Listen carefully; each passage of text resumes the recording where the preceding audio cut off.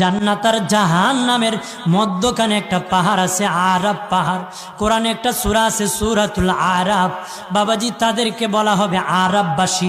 বাবাজি ওই পাহাড়ের উপর তাদেরকে দাঁড় করানো হবে। এক নজরে তারা জান্নাত দেখবে, আরেক নজরে তারা জাহান্নাম দেখবে। জান্নাত দেখিয়া আফসোস করবে, আশা করবে, জাহান্নাম দেখিয়া কান্নাকাটি করবে, কষ্ট ভোগ করবে। অন্তরের কষ্ট দিয়া আমার আল্লাহ মাফ করে তাদেরকে জান্নাত দিয়ে দিবি।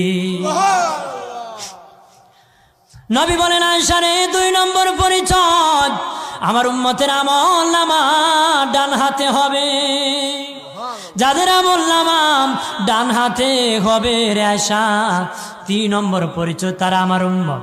3 নম্বর পরিচয় আমার উম্মতের মধ্যে অনেক শিশু বাচ্চারা ইন্তেকাল হয়েছে, ছোট্ট ছোট্ট বাচ্চারা ইন্তেকাল হয়েছে, তারা মরে গিয়েছে।